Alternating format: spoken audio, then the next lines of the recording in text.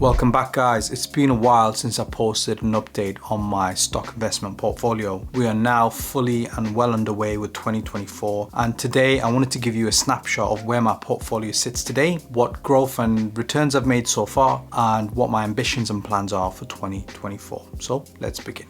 So where are we today versus where we were last time in November 2023? So last time, you may remember, I posted my update on my stock portfolio, currently tracking at £19,700, and I had that split out across only a handful of stocks. So post Christmas, post New Year, right now I'm still trading. I still got my stock portfolio. I haven't cashed out, but what I can say is there hasn't been much movement apart from one or two small holdings that I now hold, and I want to disclose them in this video, and I want to give you a taste of things to come. So let's dive straight into my stock brokerage account with Hargreaves Lansdown, and we'll take a look at what my portfolio currently looks like. So right now I'm in my stock portfolio account with H&L, and you can see that my portfolio has grown since I last posted. So today, as it stands on the 10th of February 2024, my portfolio is worth a grand total of £22,160.81, and that is an increase on where I last stood back in November. And you can see overall my portfolio returns are 17.24%, or in other words, growth of £3,234 since I first started my investment journey. Now all of that, guys, is sat within my stocks and shares ISA, and that's the only ISA I have right now with H&L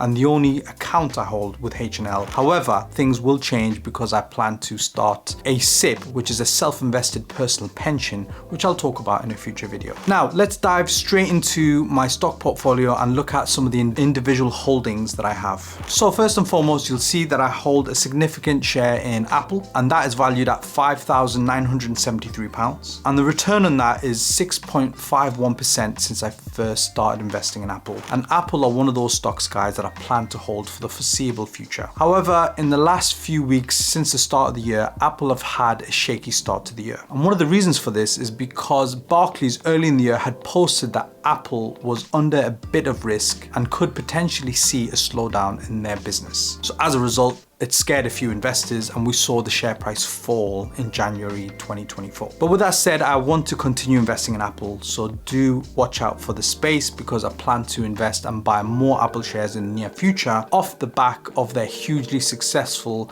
Apple Vision Pro, which I genuinely believe will be a game changer in the space of VR, which we will see in future. The other holding I have is in McDonald's. Now, McDonald's are what I would class as a traditional stock, a traditional American stock. They're a franchise, a fast food franchise, and big name investors like Warren Buffett hold a lot of McDonald's shares. However, lately McDonald's have had a hard time, and the reason for this is because their international business has been exposed to the war in Israel and Gaza, which is affecting consumer sentiment around McDonald's. So as a result, my holding in McDonald's is down minus 4.35%. It's not a huge holding, it's only £916, but nevertheless, I was hoping for a positive return on that investment, and I haven't realized that just yet. So watch this space, guys. I may very well sell out of my position in McDonald's, and I may look to replace that with another well-known stock. Now moving on, the other big one I have, and perhaps the biggest holding in my entire portfolio, is with Microsoft.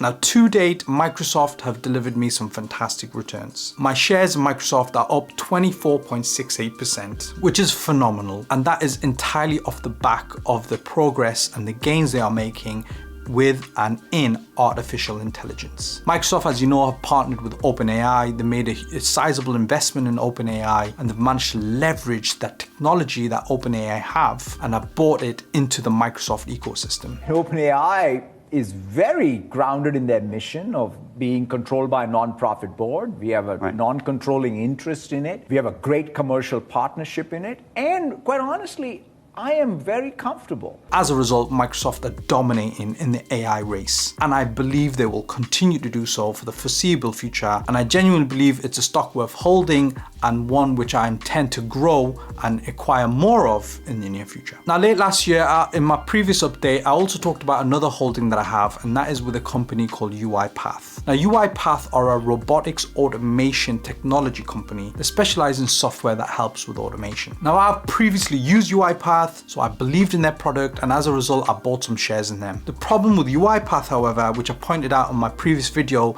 is that the majority of UiPath shares are held in the hands of only a few investors. It essentially means if one of those investors was to sell their holding, we could see a significant movement in the share price of UiPath. However, I was extremely fortunate because late last year, UiPath posted their best ever quarterly results off the back of AI development and AI work that they're now doing. And as a consequence, the share price shot up significantly. So to date, my share price in UiPath has returned 44.18%, which is phenomenal. And I didn't expect it, but I knew it was a gamble that I was taking, and that has certainly paid off. My only regret though is that I could potentially have purchased more UiPath shares. So let's see what the future holds, but UiPath is definitely an interesting stock to hold and one I'll continue to hold for the foreseeable future. And then last but not least, guys, is a new holding that I now have, and that is in an ETF, essentially an S&P 500 ETF, which is a Vanguard ETF known as a VUSA. So the market ticker for that is VUSA. And I purchased around about £1,000 worth of that ETF. And to date, it's actually grown already. So I'm currently tracking at a positive 4.89%. So overall, guys, I've seen a good return on my portfolio to date. As you know, I'm tracking 17.24% on my entire portfolio. However, if we put things into context, I haven't done actually that well. And I'll tell you why. If you look at certain stocks like Microsoft, they returned over 50% last year. Their stock grew phenomenally last year. Had I invested entirely into Microsoft, for example, I would have realized a better rate of return than what I'm seeing today. But of course, with that comes risk,